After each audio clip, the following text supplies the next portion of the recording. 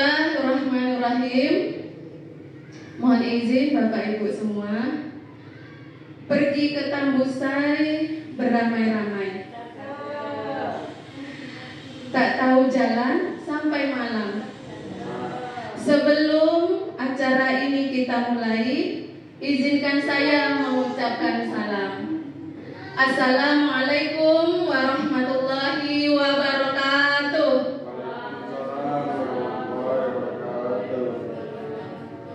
Salam dan bahagia Bapak dan Ibu guru hebat. Alhamdulillahirabbil alamin. Puji syukur kehadirat Allah Subhanahu wa taala yang masih memberikan kepada kita rahmat dan karunia-Nya sehingga kita bisa berkumpul dalam ruangan ini untuk 1 jam ke depan insyaallah. Salawat dan salam marilah sama-sama kita sampaikan kepada junjungan kita Nabi besar Muhammad SAW dengan sama-sama mengucapkan Allahumma sholli ala Sayyidina Muhammad wa ala ali Sayyidina Muhammad. Yang kami hormati Bapak Kepala Sekolah SD Negeri 038 Tambusai Utara, yang kami hormati Bapak dan Ibu guru yang berbahagia. Ucapan terima kasih sebelumnya kepada Bapak Kepala Sekolah yang telah mendukung sehingga berlangsunglah acara kita pada pagi hari ini. Dan yang kedua, ucapan terima kasih juga saya sampaikan kepada Bapak Ibu guru hebat, di mana di sela-sela kesibukan kita dalam mengajar masih berkenan untuk hadir pada hari ini di dalam ruangan yang kita cintai ini. Bapak dan Ibu, di sini berdirinya saya di sini adalah dengan tujuan di sini saya akan melakukan diseminasi atau penyebaran pemahaman tentang budaya positif.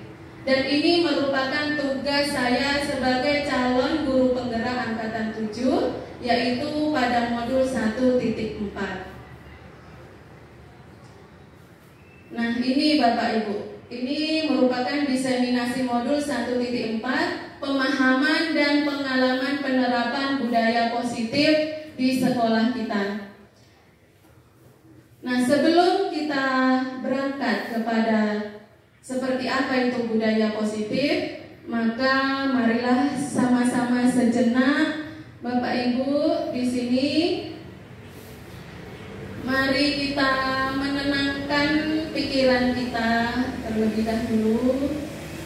Boleh untuk memejamkan mata, mengheningkan cipta, merenungkan sejenak. Boleh bersandar pada kursi Bapak Ibu semuanya. Nah, pejamkan mata, rilekskan badan kita Bapak Ibu. Bapak Ibu sadari tubuh kita yang sedang duduk. Rasakan berat tubuh yang menyandar di kursi kita. Tarik nafas dalam-dalam Bapak Ibu. Tarik nafas dari hidung. 1, 2, 3, 4. Keluarkan dari mulut Bapak Ibu. 4, 3, 2, 1. Tenangkan hati dan pikiran. Arahkan semua perhatian kita untuk belajar. Hadirkan rasa ingin tahu, rasa syukur, rasa ikhlas, dan welas asih. Ya, terima kasih Bapak Ibu. Bagaimana Bapak Ibu? Setelah kita capek tadi pagi bergotong royong, badannya lelah, pikiran lelah, kita tenangkan sejenak. Dan di sini kita pusatkan pikiran kita untuk mengikuti pemaparan ini. Dan di sini saya tidak ada untuk menggurui, tidak ada. Saya tidak merasa paling hebat, tidak merasa yang paling banyak ilmu. Tapi kita di sini sama-sama untuk sharing, sama-sama untuk berbagi ilmu. Nah, kembali kepada materi Bapak Ibu. Di sini yang pertama saya akan memaparkan tentang budaya positif. Tapi sebelum kita masuk ke budaya positif tersebut, kita harus memahami terlebih dahulu apa sih sebetulnya tujuan pendidikan itu. Nah, kita kan ini mendidik anak murid kelas 1 sampai kelas 6. Tapi sebetulnya apa sih tujuan pendidikan yang sebenarnya? Nah, adapun tujuan pendidikan menurut Ki Hajar Dewantara, tujuan pendidikan adalah menuntun, ya. Menuntun apa? Menuntun segala kodrat anak agar mereka dapat mencapai keselamatan dan kebahagiaan yang setinggi-tingginya, baik sebagai manusia maupun sebagai anggota masyarakat. Nah, di sini ada kata-kata menuntun, Bapak Ibu. Menuntun itu menurut Bapak Ibu semua apa? Menuntun, mengiringi, ya kan? Iya, betul. Di sini kita sebagai pendidik itu ternyata kita menuntun, bukan menuntut. Nah, yang selama ini sering saya sendiri lakukan itu menuntut. Anak harus disiplin, anak harus begini, harus belajar. Ternyata anak itu lahir, itu tuh sudah membawa kodratnya masing-masing. Jadi kita itu hanya menuntun mereka untuk mencapai keselamatan yang setinggi-tingginya. Nah, itu adalah tujuan pendidikan menurut Ki Hajar Dewantara. Nah, menurut Ki Hajar Dewantara, sekolah itu diibaratkan sebagai tanah atau lahan untuk bercocok tanam.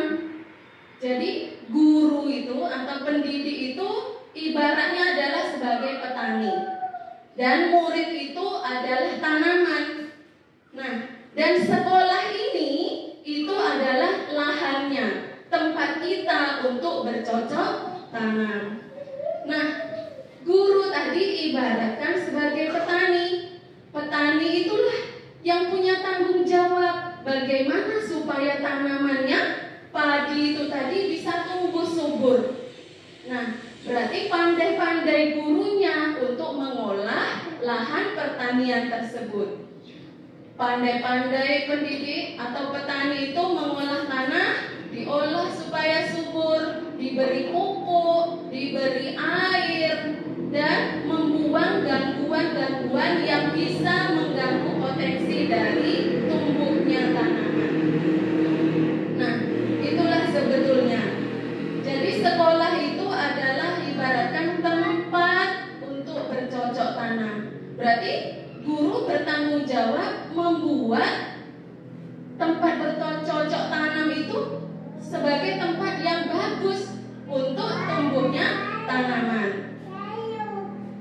Nah, seorang guru bertanggung jawab untuk mengusahakan agar sekolah menjadi sebuah lingkungan yang menyenangkan, aman dan nyaman bagi murid-murid kita.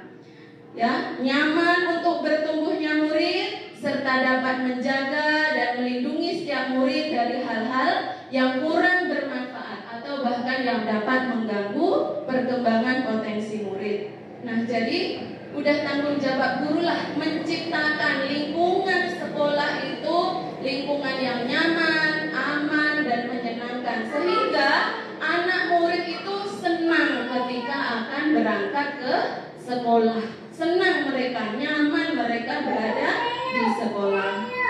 Nah, bagaimana cara melakukan untuk mewujudkan supaya sekolah itu lingkungannya nyaman, aman? Nah, inilah yang akan kita bahas bersama-sama di sini. Ya, yang pertama untuk mewujudkan lingkungan yang aman dan nyaman serta berpihak kepada murid adalah dengan melakukan budaya positif. Nah, apa itu budaya positif? Menurut Bapak Ibu, kalau mendengar budaya positif, apa yang kebayang? Ya, yuk. Budaya positif. Iya, kebiasaan yang baik. Ya, budaya positif itu betul adalah kebiasaan-kebiasaan yang baik. Nah, di sekolah kita alhamdulillah sudah berjalan beberapa budaya-budaya yang positif, ya kan Bapak Ibu? Seperti setiap pagi gurunya udah menyambut di gerbang. Jadi anak itu ketika datang kita udah senyum, mereka merasa wah, kita disambut. Mereka merasa senang ketika sampai di sekolah. Kemudian pada hari Senin kita upacara, hari Selasa kita pembiasaan seperti hafalan surah pendek, begitu juga yang non-muslim juga ada hafalannya tersendiri. Dan hari Rabu juga doa-doa harian, Kamis kita menyanyikan lagu-lagu nasional, begitu hari Jumat kita kultum, dan hari Sabtu kita senam. Nah, itu budaya-budaya positif yang perlu kita budayakan di sekolah untuk menumbuhkan karakter bagi murid-murid kita. Nah, sebetulnya apa sih budaya positif itu? Budaya positif di sekolah yaitu nilai dan kebiasaan di sekolah yang berpihak pada murid agar mereka dapat berkembang menjadi pribadi yang kritis, menjadi pribadi yang penuh hormat dan bertanggung jawab, serta sesuai dengan profil pelajar Pancasila. Inilah tujuan dari budaya positif mengapa harus diadakan di sekolah, untuk mencapai anak didik sesuai dengan profil pelajar Pancasila. Nah, konsep utama budaya positif ada 7 Bapak Ibu. Konsep utama budaya positif itu ada 7. Yang pertama, perubahan paradigma belajar. Kemudian disiplin positif. Yang ketiga, motivasi perilaku manusia, kebutuhan dasar manusia, posisi kontrol, restitusi, keyakinan kelas, dan segitiga restitusi. Nah, dan inilah yang akan kita bahas. Semangat ya Bapak Ibu. Jangan bosan lihat yuk. Ya, nah supaya nggak bosan ini, kita ice breaking dulu sebentar, boleh Bapak Ibu?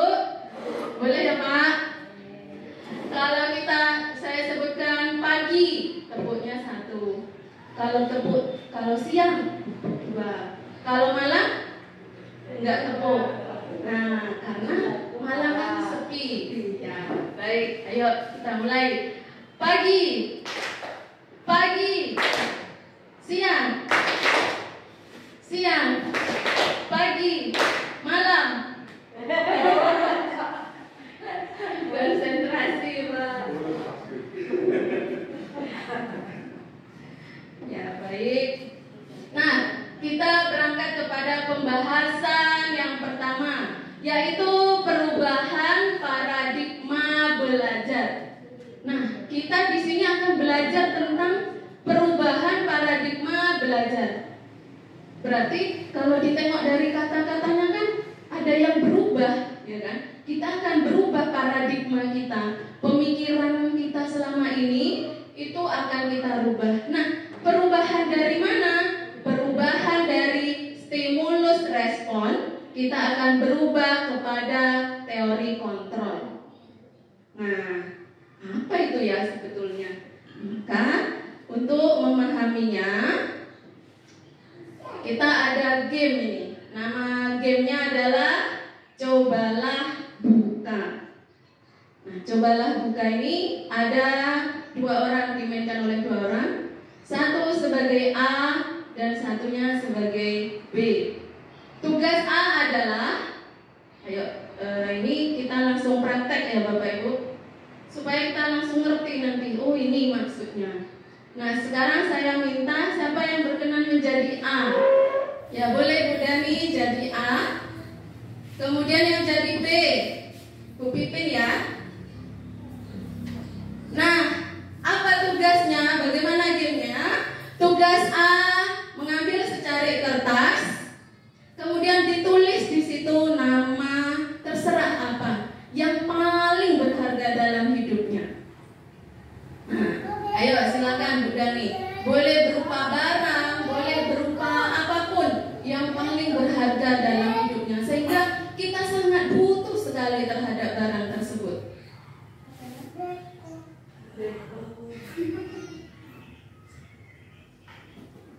Ibu yang lain kalau mau nyoba ya nggak apa-apa. Ada yang jadi A, ada yang jadi B. Ayah Bu Dani udah selesai menulis?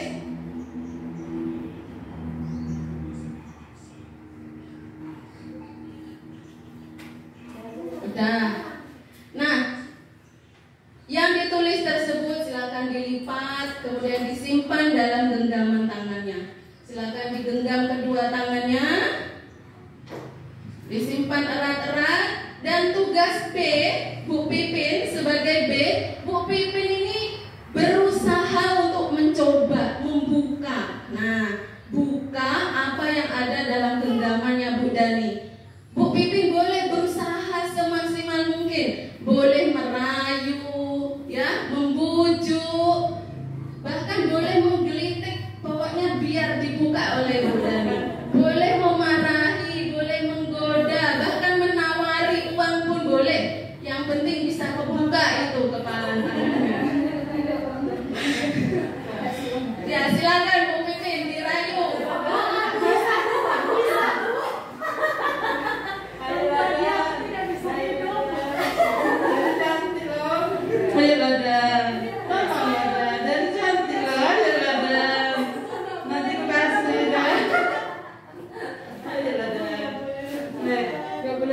Ya makanya kasih aja, ya kan nggak apa-apa. Yalah, kita kan aku yang satu. Ayo dan kan sudah disapa. Siapa pengen lihat dan? Ayo dan, kesini dan, kesini. Pokoknya enggak.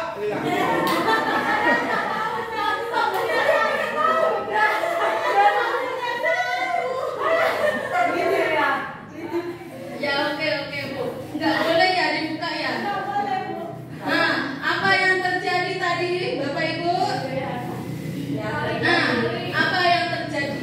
Saling tarik menarik. Saling tarik menarik, bergaduh jadinya, bisa berkelahi. Kebuka nggak tadi? Tidak berhasil kebuka. Nah, dari sini kita bisa mengamati bahwa ini tentang teori kontrol. Siapa sih sebetulnya yang bisa mengontrol diri kita? Ayo. Kita sendiri kan. Walaupun tadi Bu Pipin udah merayu, ya bahkan kita bisa berkelahi. Kalau kita nggak mau dikontrol, ya nggak bisa. Nah, jadi sebetulnya kita yang bisa mengontrol diri kita sendiri. Orang lain tidak bisa mengontrol kita. Nah, inilah paradigma yang kita rubah. Ilusi bahwa guru itu bisa mengontrol murid. Kita bisa, kita merasa bisa kita mengontrol murid itu. Mengajak murid supaya belajar baik, teratur, disiplin. Tapi kalau muridnya nggak mau, itu tuh ya sulit, susah kita untuk mengontrol murid tersebut. Kemudian selama ini kita tahu bahwa kritik dan membuat orang merasa bersalah dapat menguatkan karakter. Juga ilusi bahwa semua penguatan positif itu efektif dan bermanfaat. Kita kira dengan adanya memberikan penghargaan, memberikan hadiah, itu kita bisa mengontrol murid. Nah, kemudian ilusi bahwa orang dewasa memiliki hak untuk memaksa. Inilah yang selama ini ada dalam pikiran kita. Kita bisa mengontrol murid tersebut. Padahal sebetulnya kita tidak bisa mengontrol orang lain. Masing-masing yang bisa mengontrol dirinya. Nah, itulah yang akan kita rubah Bapak Ibu. Dari stimulus respon kepada teori kontrol. Yang selama ini stimulus respon itu kita mencoba mengubah orang agar berpandangan sama dengan kita. Ya, Bu Pipin itu berusaha buka aja lah dan udahlah kita kompak aja.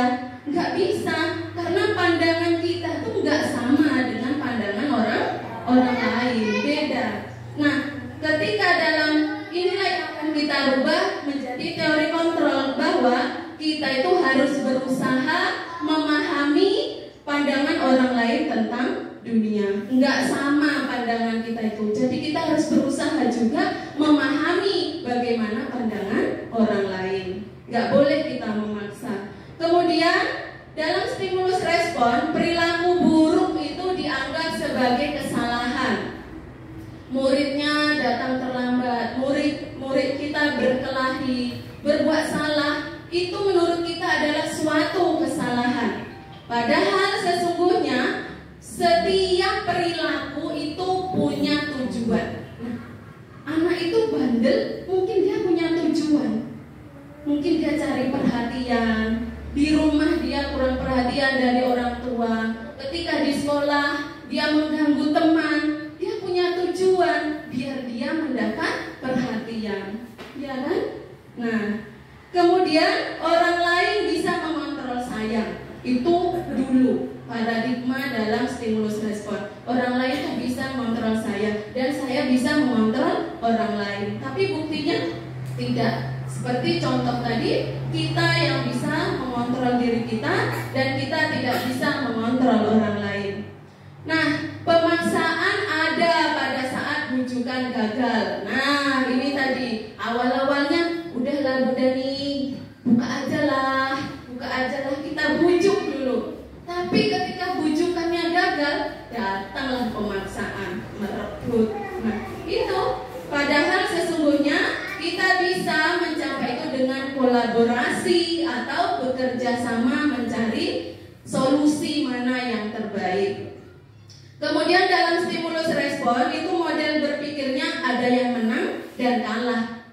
Satunya memang merasa menang, dia berhasil, tapi satunya kalah. Ini yang harus kita rubah menjadi pola berpikir menang dan menang. Jadi sama-sama merasa nyaman, sama-sama merasa menang, tidak ada yang tersakiti. Nah, itu adalah paradigma belajar yang akan kita rubah dari stimulus respon menuju kepada teori kontrol. Nah, pertanyaannya, bagaimana seseorang bisa berubah dari paradigma stimulus respon kepada pendekatan teori kontrol? Bila kita ingin membuat kemajuan perlahan, sedikit-sedikit ubahlah sikap atau perilaku Anda. Ya. Namun, bila kita ingin memperbaiki cara utama kita, maka kita perlu mengubah kerangka acuan kita. Ubahlah bagaimana Anda melihat dunia, bagaimana Anda berpikir tentang manusia, ubahlah paradigma Anda. Skema pemahaman dan penjelasan aspek-aspek tertentu tentang realitas. Jadi di sini kita akan bersama-sama merubah dari stimulus respon tadi menuju kepada teori kontrol. Nah, itu pembahasan yang pertama, Bapak Ibu. Kira-kira bisa dipahami nggak, Bapak Ibu? Bisa ya? Bisa, baik. Kalau begitu kita lanjutkan pembahasan yang kedua, yaitu disiplin positif. Nah, disiplin positif merupakan unsur utama dalam terwujudnya budaya positif. Untuk mewujudkan budaya positif tadi, kita harus membentuk yang namanya disiplin positif. Kalau disebutkan tentang disiplin, apa makna yang tersirat dalam pikiran kita? Disiplin. Pasti kita ngebayangin, adanya aturan-aturan, ya kan? Adanya tata tertib yang harus dipatuhi, yang harus kita taati, itu adalah tentang disiplin. Nah, di sini kita melihat bahwa disiplin itu berasal dari bahasa Latin, yaitu disciplina, yang artinya adalah belajar. Nah, disiplin itu rupanya artinya belajar. Disiplin diri dapat membuat seseorang menggali potensinya menuju kepada sebuah tujuan mulia, sesuatu yang dihargai dan bermakna. Tapi dalam budaya kita, makna disiplin ini telah berubah menjadi sesuatu yang dilakukan seseorang pada orang lain untuk mendapatkan kepatuhan. Berubah. Dalam budaya kita, makna disiplin itu berubah menjadi sesuatu yang cenderung dengan ketidaknyamanan, bukan dengan apa yang kita hargai, atau pencapaian suatu tujuan. Nah, itu adalah makna yang sebenarnya. Nilai-nilai kebajikan universal. Nah, untuk membentuk disiplin positif tadi, kita harus menumbuhkan dulu nilai-nilai kebajikan dalam hati anak didik kita. Apa sih nilai-nilai kebajikan itu? Nilai-nilai adalah sifat-sifat positif manusia yang merupakan tujuan mulia yang ingin dicapai setiap individu. Nah, di sini kita tahu bahwa setiap perilaku itu mempunyai tujuan. Kemudian dengan mengaitkan nilai-nilai kebajikan diyakini seseorang, maka motivasi intrinsiknya akan terbangun. Nilai-nilai yang ingin dicapai oleh setiap anak Indonesia kita kenal dengan profil pelajar Pancasila. Yang pertama yang akan dicapai di sini adalah beriman dan bertakwa kepada Tuhan Yang Maha Esa dan berakhlak mulia. Nah, itu yang tujuan kita capai dulu.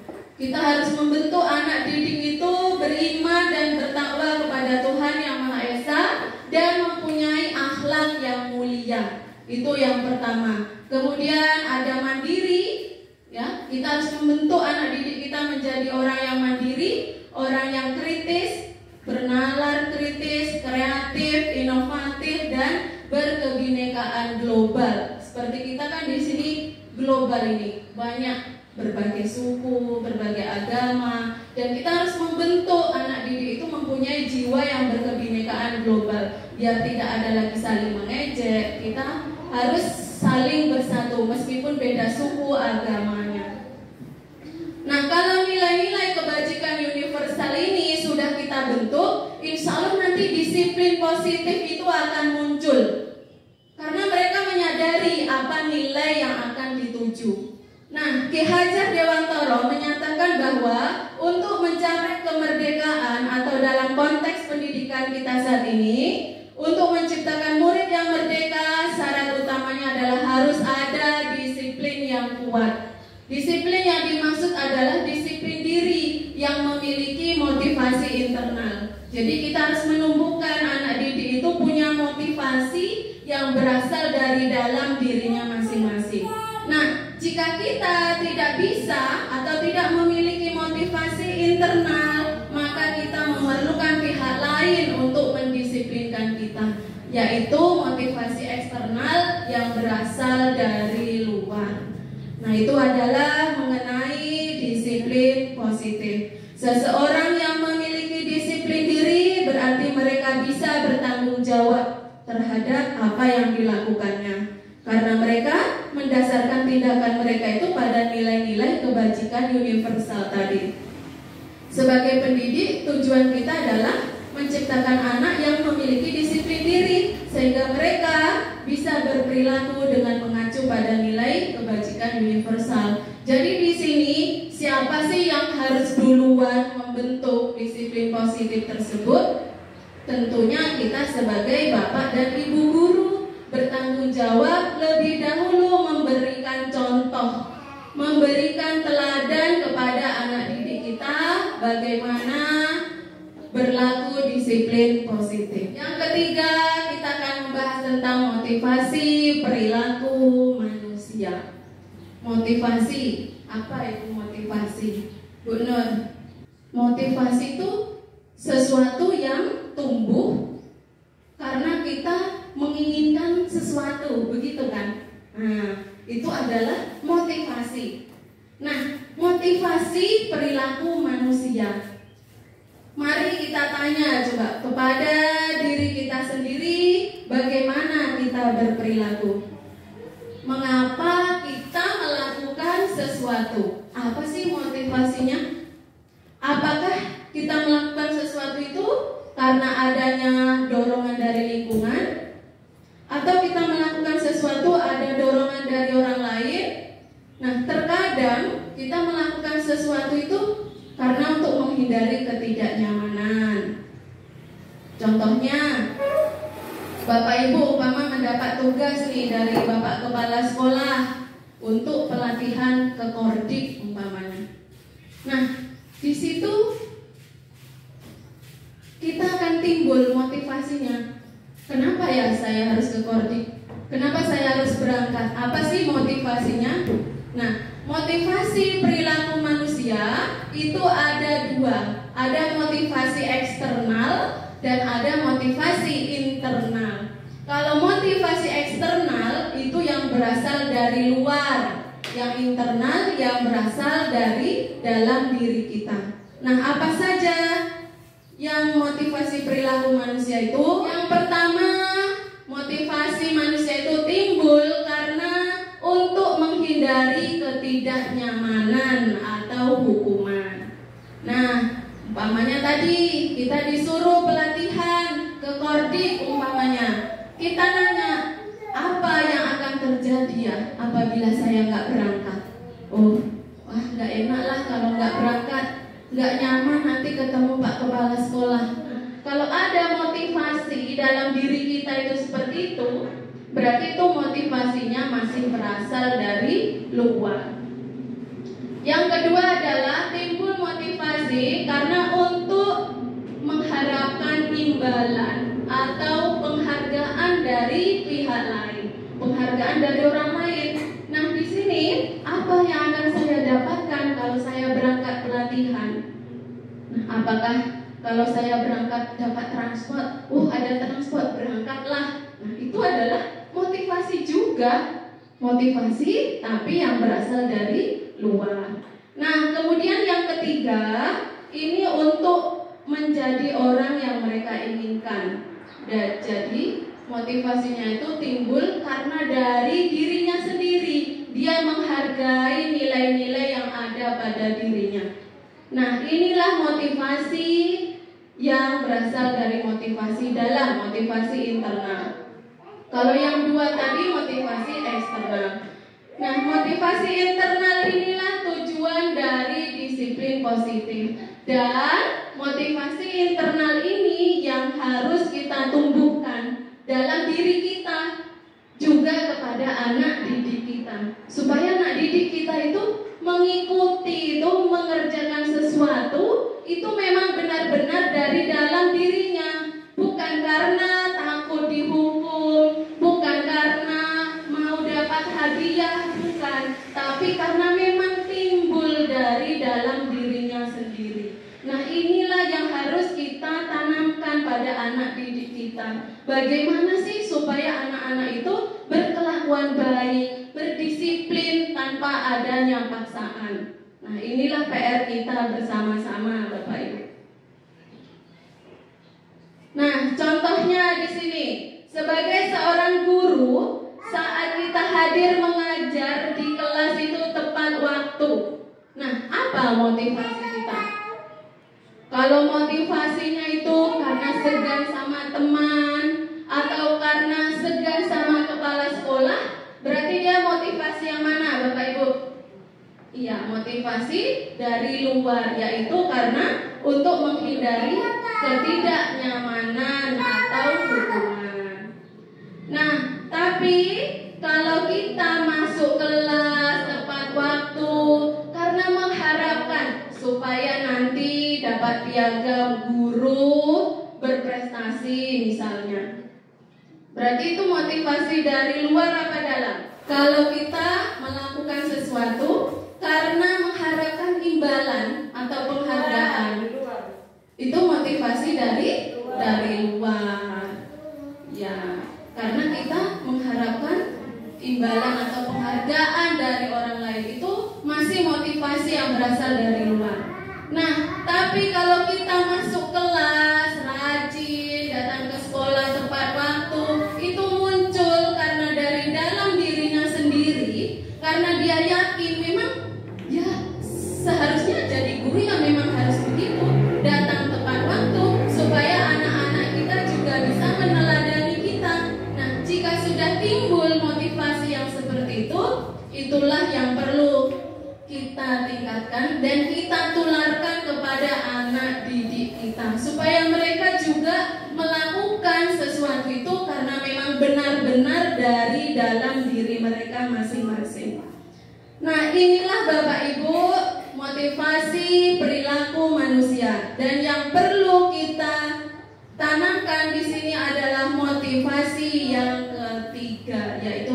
motivasi dari dalam diri.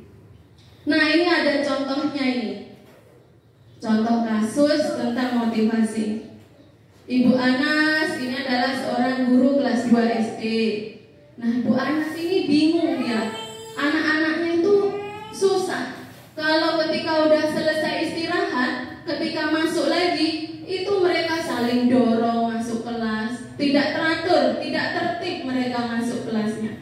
Dan Bu Anas udah susah. Bagaimana ya caranya biar anak-anak ini antri, tertib ketika masuk kelas. Dan Bu Anas kemudian berpikir cepat. Oh iya, kalau begitu saya buat aja namanya stiker bintang. Nah, kemudian Bu Anas memberikan iming-iming kepada muridnya. Siapa yang mau teratur ketika masuk kelas akan dapat stiker bintang. Nah, ternyata berhasil. Anak-anaknya jadi teratur karena mereka ingin mendapatkan stiker bintang tadi. Berhasil. Bu Anas sudah senang karena beberapa hari, beberapa minggu anak-anak terlihat teratur. Tapi pada suatu hari Bu Anas ini nggak masuk karena sedang sakit. Akhirnya digantilah oleh Pak Heru. Pak Heru masuk ke kelas 2. Wah, Pak Heru nggak tahu tentang stiker bintang tadi. Akhirnya bagaimana? Berantakan lagi. Anak-anaknya kembali tidak tertib, tidak antri.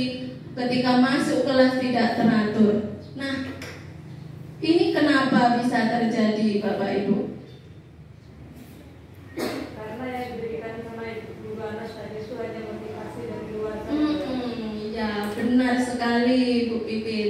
Berdasarkan motivasi yang telah kita pelajari tadi, ternyata motivasi yang diberikan oleh Bu Anas kepada siswa kelas 2 tadi, siswanya mau duduk teratur itu karena adanya stiker bintang. Dan itu berarti mereka tumbuh motivasinya karena adanya penghargaan. Nah, sebetulnya bagus juga, tapi yaitu ada efeknya penghargaan itu. Ketika itu Pak Heru masuk tidak tahu menahu tentang stiker bintang, kembali lagi mereka tidak teratur. Tapi coba kalau seandainya Bu Anas itu menumbuhkan motivasinya itu memang motivasi dari diri anak tersebut, insya Allah walaupun guru lain yang masuk, kalau mereka sudah tumbuh motivasi internalnya, mereka akan seperti biasa tetap teratur.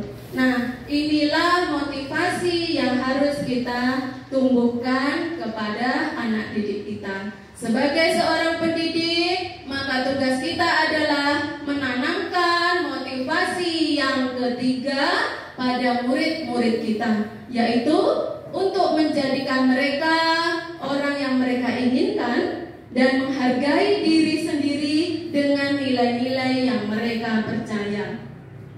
Nah, motivasi yang tidak akan terpengaruh pada adanya hukuman atau tidak terpengaruh dengan adanya hadiah. Mereka akan tetap berperilaku baik, berlandaskan nilai kebajikan, karena mereka ingin menjadi orang yang menjunjung tinggi nilai-nilai yang mereka hargai untuk mencapai suatu tujuan yang mulia. Dan selanjutnya Bapak Ibu, ini ada hukuman, konsekuensi, dan restitusi. Nah, ini agak, saya ketika belajar ini banyak tersinggung ini. Kok hukuman, konsekuensi, restitusi, pokoknya yang bab ini yang saya pelajari banyak tersinggung. Ternyata salah saya selama ini mengajar. Nah, hukuman, konsekuensi, dan restitusi. Adakah perbedaan antara hukuman dan konsekuensi? Hukuman dan konsekuensi. Nah, bila sama, di mana persamaannya? Bila berbeda, bagaimana sih perbedaannya? Menurut Bu Agus, hukuman apa Bu Agus? Bu Agus pernah menghukum nggak? Pernah. Udah nih? Pernah, udah sering. Nah, hukuman, konsekuensi, dan restitusi. Yang pertama kita bahas adalah hukuman dan konsekuensi terlebih dahulu. Nah, hukuman dan konsekuensi itu berbeda. Nah, di mana berbedanya? Hukuman ini bersifat tidak terencana atau tiba-tiba. Contohnya, ada anak sekolah tidak pakai sepatu. Loh, kamu kok nggak bawa sepatu? Langsung dihukum, ambil sampah sekian. Nah, itu adalah hukuman. Dia itu tidak pakai rencana, langsung. Anak atau murid itu tidak tahu apa yang akan terjadi, dan mereka memang tidak dilibatkan atas apa hukuman yang akan mereka terima. Dan hukuman ini bersifat satu arah, biasanya hanya dari pihak guru yang memberikan dan muridnya yang menerima hukumannya. Nah, itu adalah hukuman. Contohnya lagi, kita udah masuk kelas, ada anak terlambat. Nah, langsung, loh, kenapa terlambat? Malah kadang kita nggak nanya, kamu terlambat ya, berdiri aja di depan. Itu adalah hukuman. Kamu terlambat, berdiri di depan, angkat kakinya, pegang telinga. Nah, itu adalah hukuman. Sedangkan konsekuensi sudah terencana atau sudah disepakati bersama lebih dahulu. Nah, ini sudah dibahas antara guru dan murid terlebih dahulu. Besok kita kalau ada yang terlambat harus ini konsekuensinya. Nah, siapa yang tidak buat PR, ini konsekuensinya. Jadi anak murid itu kita libatkan dalam pembentukan konsekuensi itu. Umpamanya ada anak terlambat 10 menit. Nah, konsekuensinya apa? Nanti dia akan tetap di dalam kelas, teman-temannya udah istirahat. Ketika jam istirahat, teman-temannya istirahat, dia tetap di dalam. Karena apa? Itu konsekuensinya dia sudah terlambat 10 menit karena dia sudah ketinggalan pelajaran. Nah, itu adalah konsekuensi. Contoh kasus. Nah, ini IPA kurang menguasai pelajaran matematika. Jadi IPA ini kurang menguasai pelajaran matematika, sehingga pada saat pelajaran berlangsung dia lebih banyak berdiam diri atau menggambar malahan di buku pelajarannya. Nah, pada saat guru matematikanya Pak Seno menanyakan kepada IPA-nya jadi gugup karena dia tadi nggak menyimak pelajarannya, dia sedang menggambar. Ketika Pak Seno tiba-tiba nanya, IPA menjadi gugup dan tidak sengaja menjatuhkan tasnya dari kursi, serta tiba-tiba menjadi gagap pada saat berupaya menjawab. Nah, seluruh kelas teman-teman IPA ini akhirnya tertawa melihat perilaku IPA yang bicara tergagap dan terkejut tersebut. Nah, tapi malah Pak Seno itu saat itu membiarkan teman-teman IPA menertawakan IPA yang tergagap dan malu luar biasa, dan malahan minta IPA untuk maju ke depan dan berdiri di depan kelas sambil menunjuk hidungnya karena tidak bisa menjawab pertanyaan Pak Seno. Kelas makin gaduh dan anak-anak pun tertawa melihat IPA di depan kelas memegang ujung hidungnya. Nah, menurut Bapak Ibu, apakah kita setuju dengan tindakan Pak Seno tadi? Enggak setuju ya Bapak Ibu? Enggak setuju. Menurut kita, tindakan Pak Seno kepada IPA tadi itu hukuman atau konsekuensi? Iya, hukuman ya. Kenapa? Karena tidak terencana, nggak direncanakan terlebih dahulu. Hanya karena IPA tidak memperhatikan, kemudian langsung Pak Seno memberi hukuman kepada IPA. Nah, itu adalah hukuman, dan itu malah kasihan pada IPA-nya, udah ditertawakan sama temennya, dihukum lagi. Nah, semoga kita nggak pernah ya Bapak Ibu seperti itu. Tindakan Pak Seno itu sudah luar biasa. Nah, sekarang ini kita tengok apakah termasuk hukuman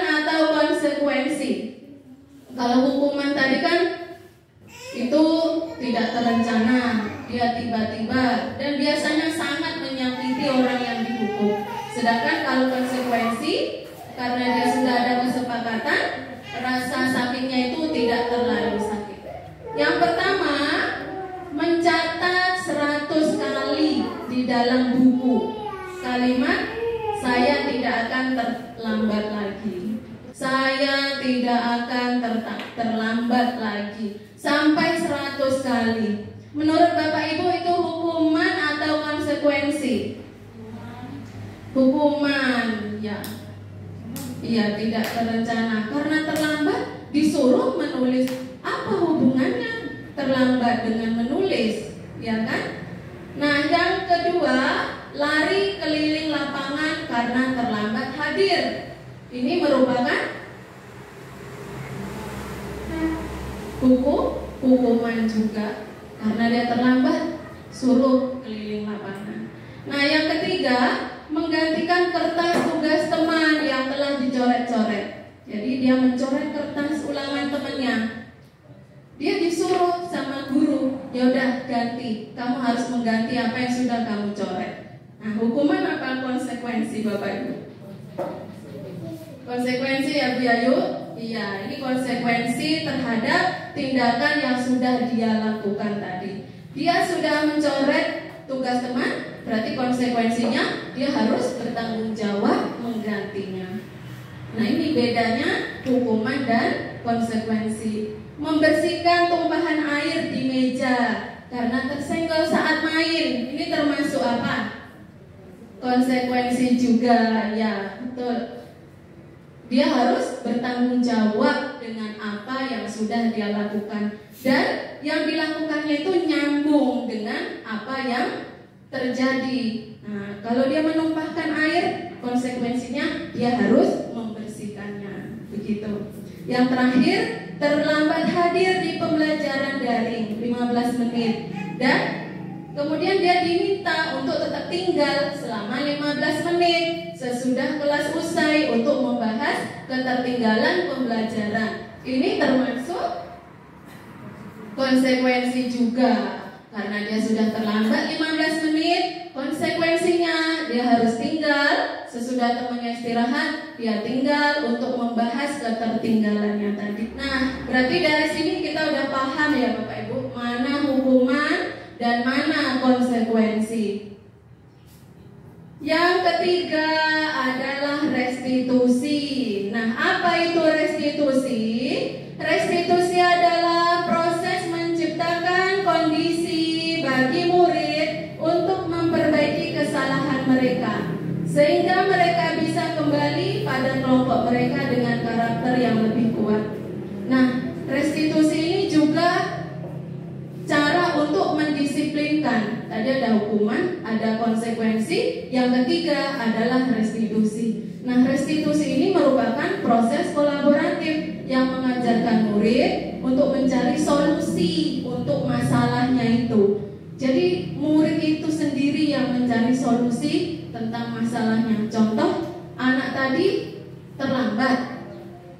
Nah, kita panggil itu anaknya, kenapa terlambat? Kemudian dia sendiri yang mencari solusi supaya besok dia tidak terlambat lagi.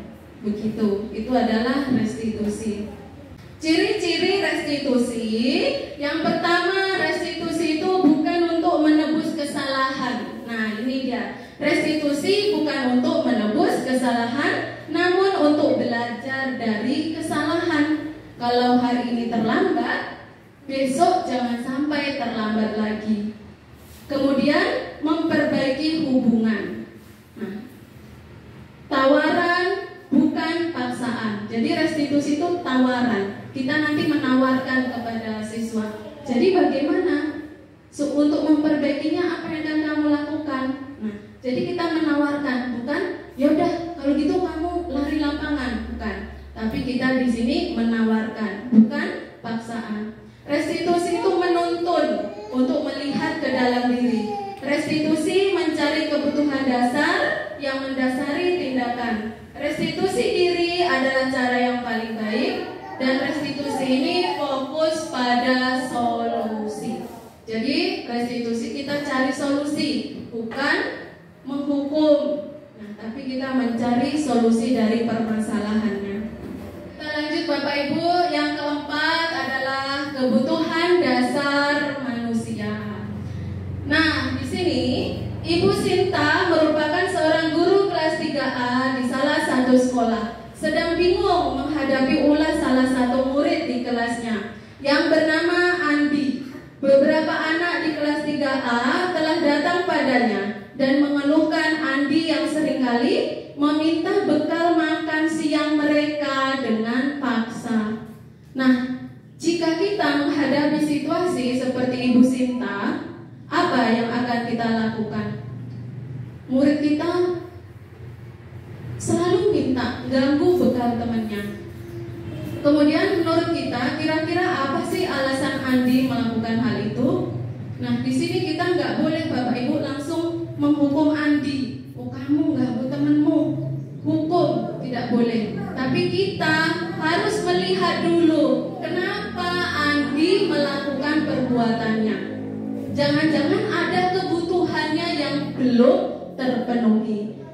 Ya. Nah, di sini kita lihat ada 5 kebutuhan dasar manusia. Yang pertama, kebutuhan untuk bertahan hidup. Nah, ini adalah kebutuhan fisiknya, seperti kebutuhan makan, kemudian tempat tinggal, pakaian. Nah, ini adalah kebutuhan untuk bertahan hidup. Ini harus terpenuhi masing-masing individu. Kemudian ada kebutuhan cinta dan kasih sayang. Yang ketiga, kebutuhan kebebasan.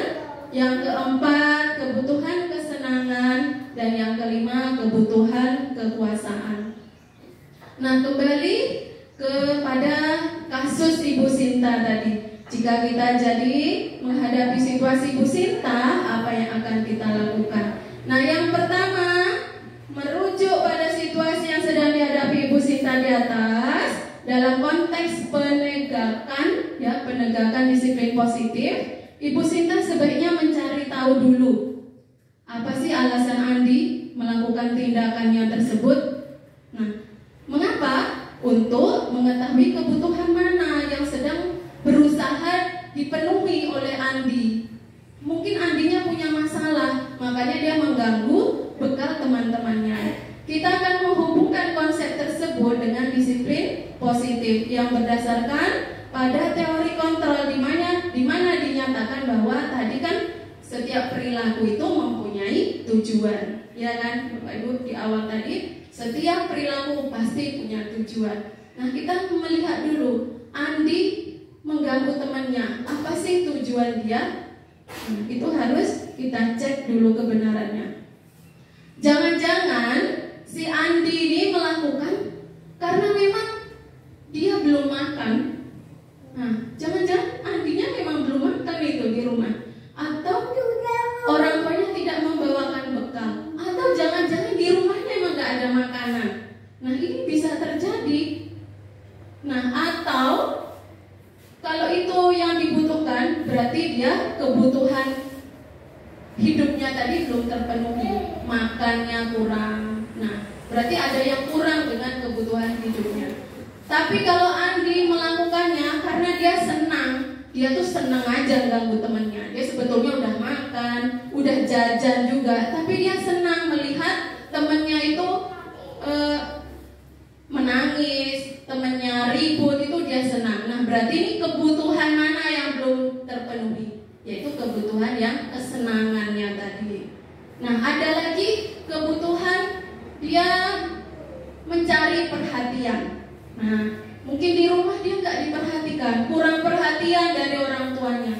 Jadi di sekolah dia ganggu temannya. Mengapa? Karena dengan dia mengganggu, ibu gurunya jadi manggil dia, ditanyai. Nah, itu dia senang malahan kalau dipanggil. Berarti dia mencari perhatian. Nah, jadi kita sebagai guru harus melihat dulu apa tujuan dari peserta didik kita berlaku demikian. Tidak boleh kita langsung menghukum si Andi tersebut. Begitu ya Bapak Ibu, ternyata. Jadi kita harus melihat anak itu berlaku menyimpang, mungkin ada kebutuhan dasarnya yang belum terpenuhi. Sebagai seorang guru, kita harus mengetahui kebutuhan dasar dari anak didik kita, sehingga kita mampu untuk bertindak apa. Kalau kita udah tahu, oh kebutuhan ini yang kurang, baru kita bisa melakukan tindakan dan solusi apa. Kamu lawan ibu. Ibu dan bapak guru hebat. Dampak yang terjadi pada murid ketika guru berada pada posisi pemukul adalah murid cenderung akan memberontak, bahkan menyimpan dendam.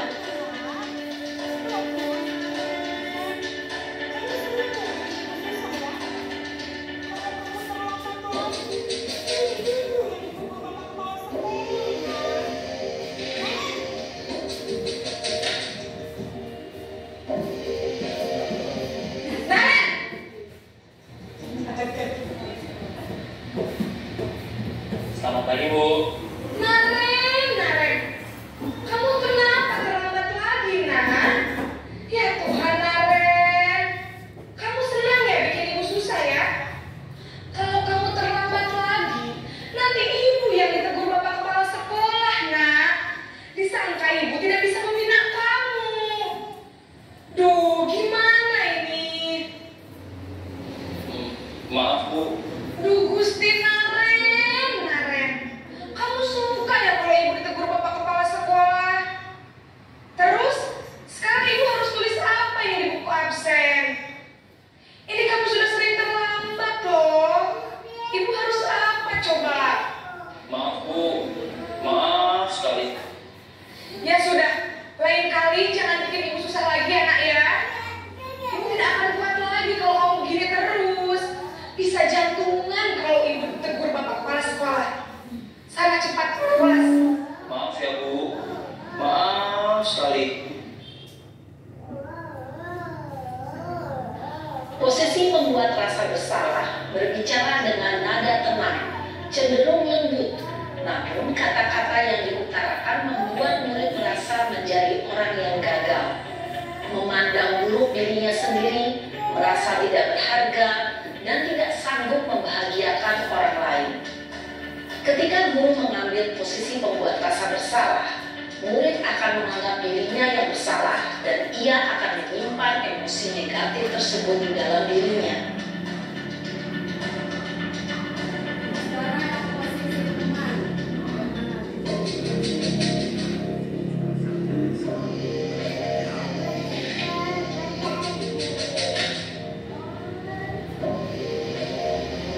Naren!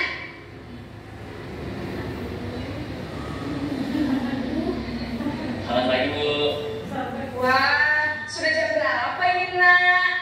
Terlambat lagi ya, sayang? Iya, Bu. Habis ibu saya lupa bangunkan saya, Bu. Kamu malah menyalahkan ibu kamu. Kamu bukannya anak yang larinya paling kencang.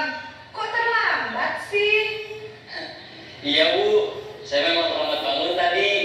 Jadi, biarpun saya lari kencang, tetap gak kekejar, Bu. Ya sudah sana. Nanti lain kali larinya lebih kencang lagi ya. Biar gak terlambat lagi. Bikin senang ibu. Demi ibu. Bisa kan? Bisa lah, Bu. Ya sudah sana masuk kelas. Ibu beresin urusan absen kamu. Kamu ini ada-ada saja. Dalam posisi teman, guru berbicara dengan nada suara ramah, akrab, cenderung bersenda gurau untuk menjaga suasana tetap santai. Murid akan merasa senang, aman, dan akrab dengan guru. Identitas yang tercipta adalah identitas sukses atau berhasil. Namun, perlu diingat, karena ini masih dorongan eksternal, maka ada faktor ketergantungan dari murid kepada orang tertentu. Di sini, guru absennya, sehingga di lain waktu, murid bisa berperilaku baik, namun hanya kepada orang-orang tertentu saja.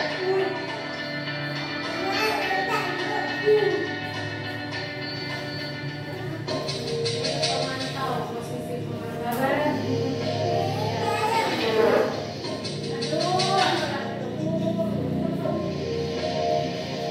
Naren!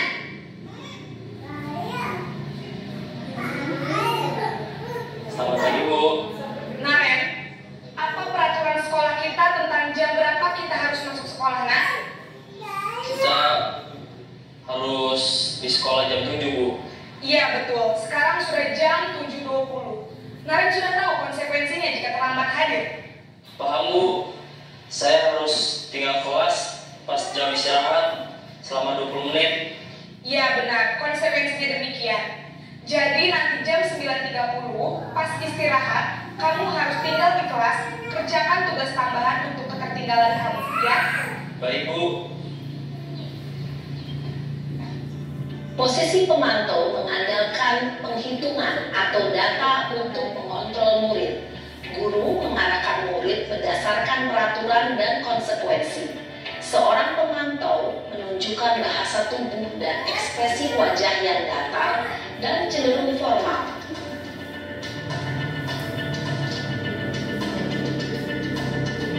Jadi posisi manajer yang mana?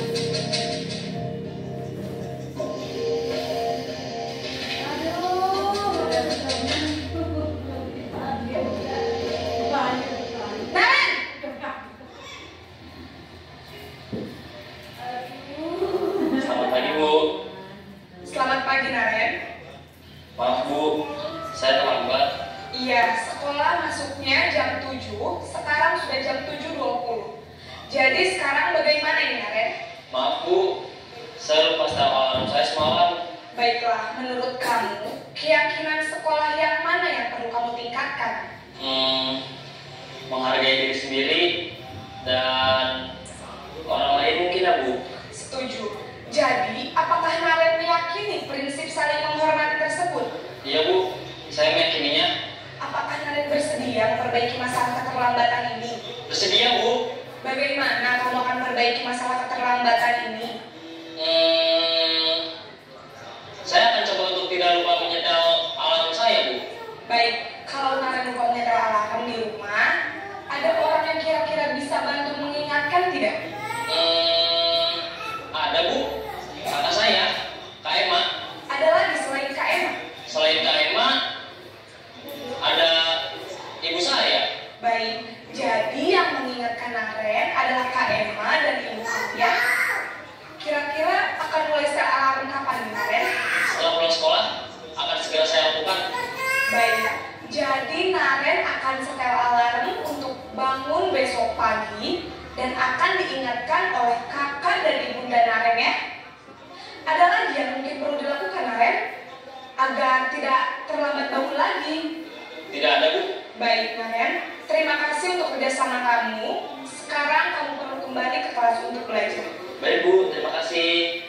Itu tadi Bapak Ibu 5 posisi kontrol kita sebagai seorang guru. Yang pertama tadi adalah posisi kita sebagai penghukum, kemudian pembuat merasa bersalah, sebagai pemantau, sebagai teman, dan yang terakhir sebagai manajer.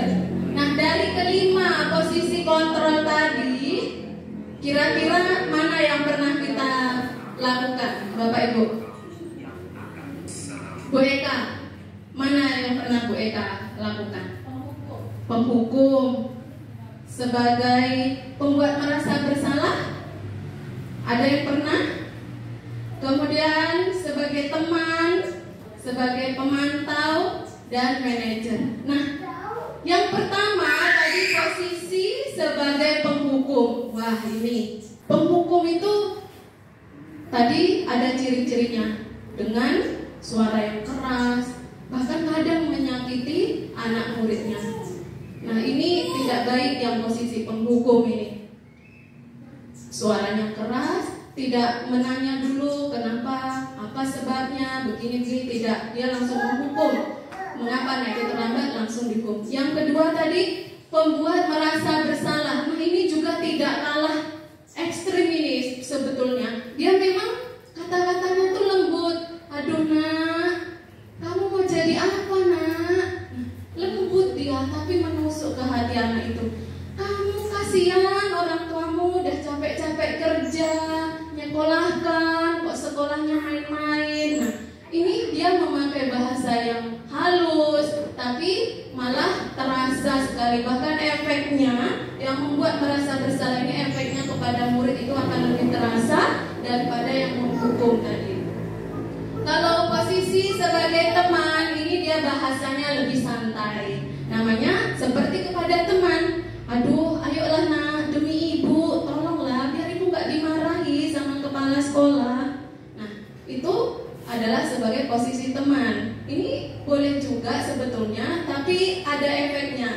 Ini nanti anak itu akan terbiasa dan malah kepada kita nggak segan, dan dia nanti mau nurut kepada guru yang itu aja yang dianggap teman. Sama guru yang lain dia tetap nggak menuruti.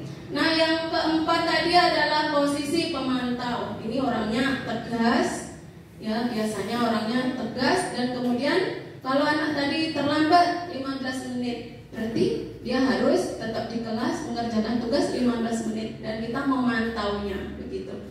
Dan yang terakhir itu adalah posisi sebagai manajer. Nah, posisi yang kelima inilah Bapak Ibu yang harus kita budayakan kepada anak murid kita, yaitu yang pertama, posisi yang manajer itu tadi dia menanya dulu, menstabilkan identitasnya, kenapa terlambat, apa alasannya, dan di situ kata-katanya tidak menyakiti. Iya, Ibu paham, semua orang pasti bisa pernah melakukan kesalahan begitu.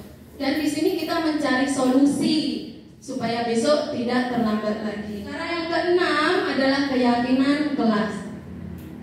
Mengapa tidak peraturan saja? Mengapa kok keyakinan kelas? Mengapa tidak peraturan? Mengapa harus keyakinan kelas? Nah, ini suatu keyakinan kelas ini adalah untuk menunjang budaya positif tadi, menumbuhkan disiplin positif pada anak. Jadi ini saya kemarin udah mencoba ini di kelas 5 dan di kelas 6 membuat kesepakatan kelas. Keyakinan kelas ini dia berbeda. Kita akan mengganti peraturan dari peraturan menjadi keyakinan. Contohnya, mengapa sih ketika mengendarai motor mengapa harus memakai helm? Karena kita yakin untuk menjaga keselamatan.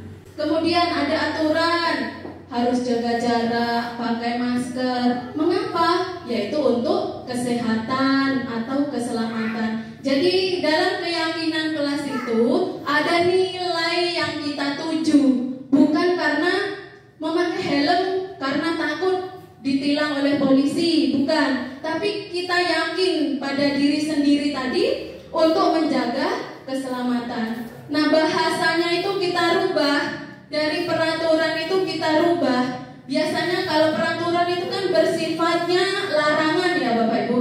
Dilarang membuang sampah sembarangan, dilarang mencontek. Nah, sekarang kita rubah kata-katanya itu bukan dilarang.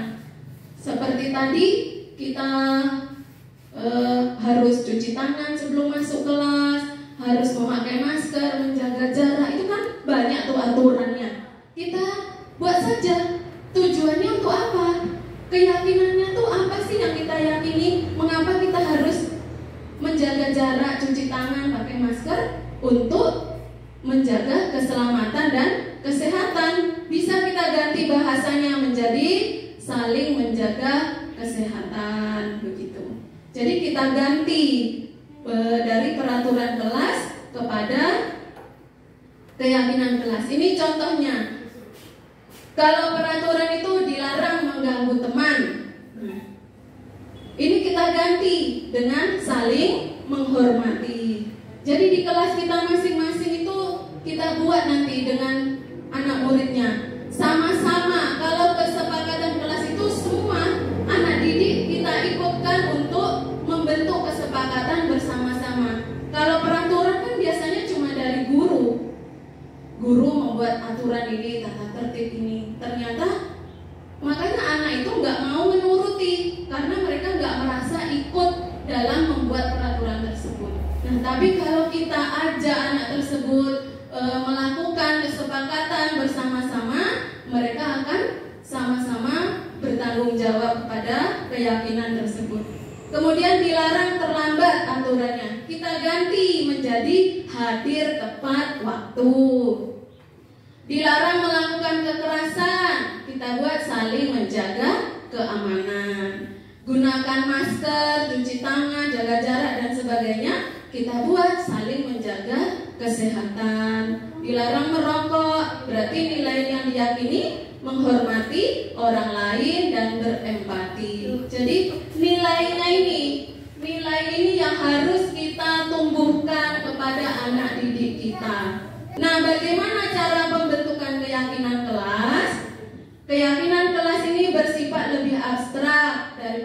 aturan yang lebih rinci.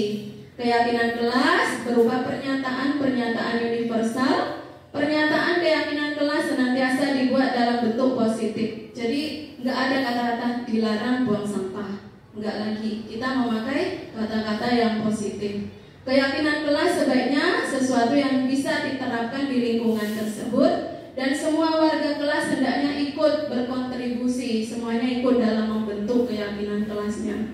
Dan kita bersedia meninjau kembali keyakinan kelas kita dari waktu ke waktu sesuai kebutuhannya.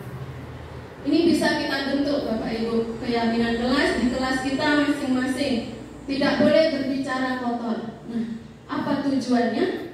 Berakhlak mulia. Kita ganti saling berakhlak mulia. Begitu. Jadi nggak ada lagi kata-kata dilarang buang sampah, dilarang ini, itu negatif. Kita ganti kepada kata-kata yang positif. Nah, yang terakhir Bapak Ibu, yaitu segitiga restitusi. Tadi kan ada restitusi itu cara mendisiplinkan anak, ada hukuman, konsekuensi, restitusi. Dan yang hukuman serta konsekuensi itu negatif. Kalau bisa nggak usah kita lakukan.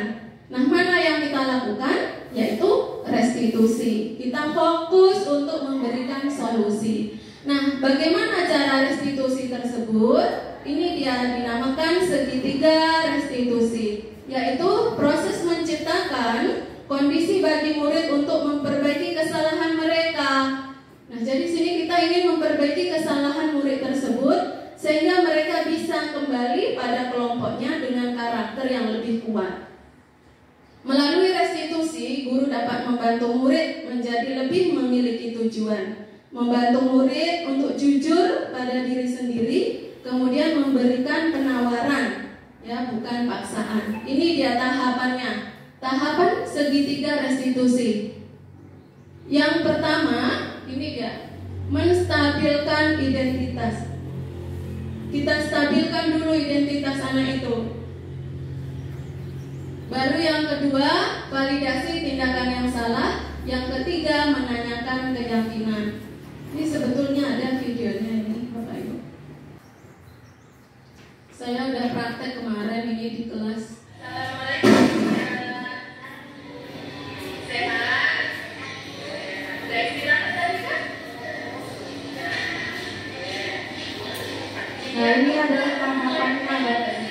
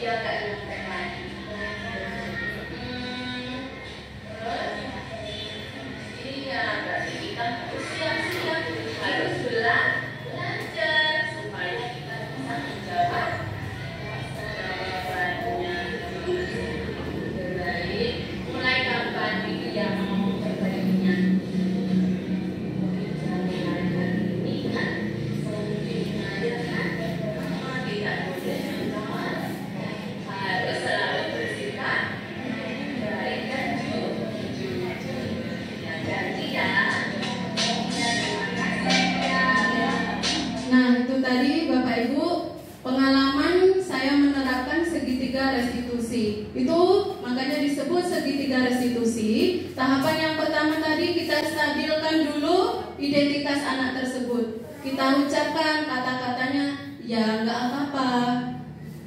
Semua orang memang pernah melakukan kesalahan. Saya juga pernah melakukan kesalahan. Gitu. Jadi anak itu tidak merasa takut dan dia tetap nyaman mengungkapkan apa masalah yang dihadapinya. Nah,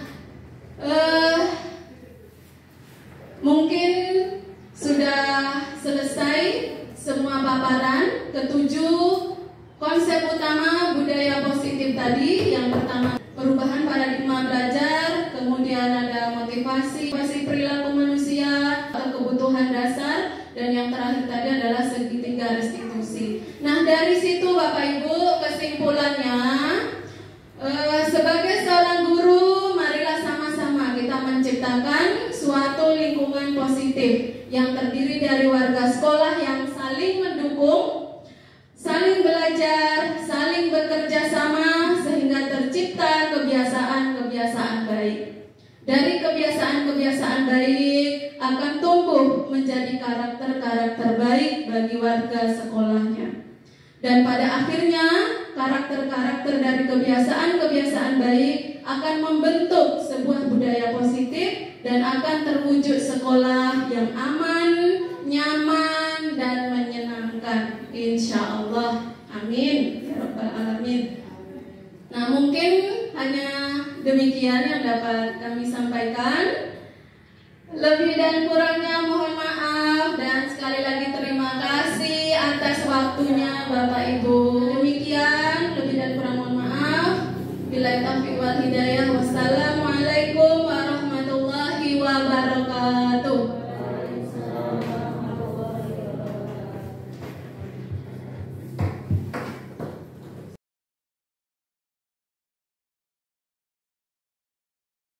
Assalamualaikum warahmatullahi wabarakatuh. Waalaikumsalam warahmatullahi wabarakatuh. Bagaimana kabarnya hari ini? Alhamdulillah, luar biasa. Cerdas, ceria. Ya, harus ceria. Di sekolah itu harus ceria, belajar itu menyenangkan. Jangan ada yang sedih-sedih, ya. Kalau sekolah semua harus ceria. Oke, Cika? Oke. Nah, dengerin. Pada hari ini, Ibu akan bersama-sama dengan anak semua membuat yang namanya kesepakatan kelas. Udah pernah dengar kesepakatan kelas? Kesepakatan kelas itu terbentuk dari keyakinan kelas. Kesepakatan atau keyakinan kelas itu hampir-hampir mirip dengan peraturan kelas. Kalau peraturan kelas sudah tahu? Udah. Apa bedanya dengan keyakinan atau kesepakatan kelas? Kalau peraturan kelas itu biasanya dilarang terlambat, dilarang memakai sendal, begitu kan? Nah, jadi kalau kesepakatan kelas itu terbentuk dari nilai-nilai yang kita yakini. Contoh, kelas 6 yakin atau tidak dengan nilai kejujuran? Yakin bahwa kita itu harus jujur. Nah, jadi biasanya kan begini kalau peraturan, dilarang mencontek saat ujian. Nah, ya kan? Sekarang kita rubah menjadi kesepakatan. Semua yakin kan kalau kita harus jujur? Kita rubah menjadi kesepakatan. Apa kesepakatannya? Ya, kita rubah menjadi selalu berbuat jujur. Nah, kita sering nih dengar harus memakai masker, jaga jarak, begitu kan?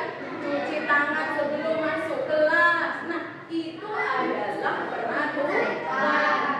Itu apa nilai yang kita tuju? Untuk apa kita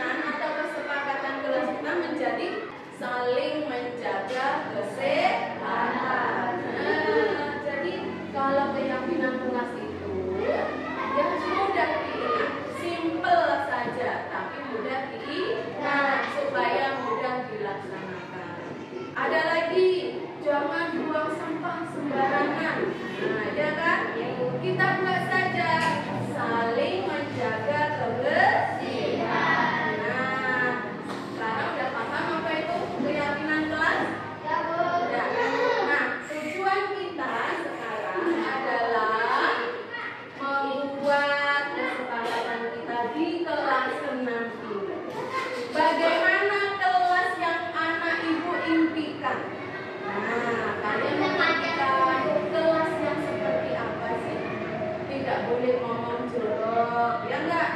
Nah, apa kesepakatannya berarti? Saling menghargai. Nah, ini ada lembaran. Anak ibu nanti akan menulis di sini apa keyakinan yang kalian yakini, apa kesepakatan yang akan kalian sepakati. Oke?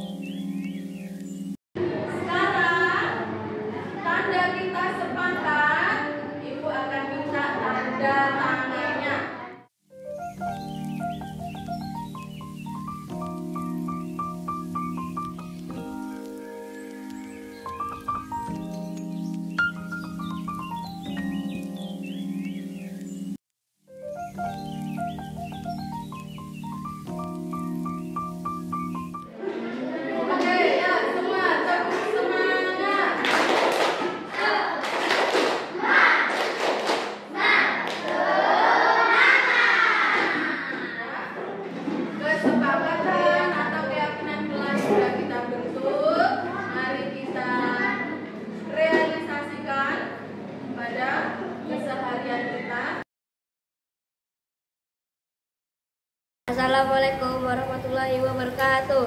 Nama saya Rizky, saya kelas 6. Saya sangat senang dalam pembentukan kesepakatan kelas karena kita bisa lebih bertanggung jawab. Terima kasih untuk waktu dan tempatnya. Wassalamualaikum warahmatullahi wabarakatuh. Assalamualaikum Jikri. Ya, gimana kabarnya pagi ini? Sehat ya, alhamdulillah. Udah istirahat tadi kan? Jikri tahu nggak kenapa kita bisa ada di sini? Nggak tahu. Baik, beritahu ya. Tadi pagi ketika temennya sudah belajar, Jikri terlambat datang kan? Iya. Nah, menurut Jikri gimana itu? Salah nggak kalau kita terlambat? Salah ya. Tapi di sini kita tidak cari siapa yang salah, oke? Semua manusia pasti pernah berbuat salah, ya kan? Ibu juga pernah berbuat salah. Nah, tapi di sini ibu mau mencari solusi. Tapi kan Jikri sebenarnya terlambat. Pasti Jikri punya alasan mengapa Jikri bisa terlambat. Jikri kenapa sebetulnya kok bisa terlambat? Nonton TV sampai kemalaman ya? Iya. Jam berapa Jikri tidurnya? Jam 9. 11. Nah, karena tidurnya terlambat, tidurnya kemalaman, akhirnya bangunnya terlambat. Nah, Cikri, kalau terlambat sekolah itu sesuai nggak sama keyakinan kelas kita kemarin? Enggak. Masih ingat nggak keyakinan kelas kita? Masih. Apa salah satunya? Kita harus sekolah, masuk kelas tepat waktu, ya kan? Masih ingat kan? Ketika masuk kelas, datang ke sekolah tepat waktu. Berarti kalau kita terlambat, itu tidak sesuai dengan keyakinan kelas. Ya kan, Cikri? Nah, menurut Cikri bagaimana ini? Apa mau seperti ini atau mau diperbaiki? Mau diperbaiki ya? Iya, berarti kita harus datang tepat waktu. Bagaimana Cikri memperbaikinya? Caranya biar tidak terlambat. Iya, bangun lebih pagi. Supaya bisa bangun lebih pagi, berarti tidurnya harus lebih cepat, ya kan? Bisa tidur jam 9 supaya nanti subuh Cikri bisa bangun, bisa sholat subuh, gitu kan? Sehingga datang sekolah tepat waktu. Kapan Cikri mau memulai memperbaikinya? Mulai besok ya. Untuk selanjutnya selalu teratur ya, supaya ke sekolah bisa tepat waktu. Bisa Cikri perbaiki? Bisa. Ya, demikian Cikri. Semoga Cikri bisa melaksanakannya dengan baik sehingga bisa sekolah datang tepat waktu, tidak terlambat lagi. Oke Cikri, semangat ya. Iya, terima kasih Cikri.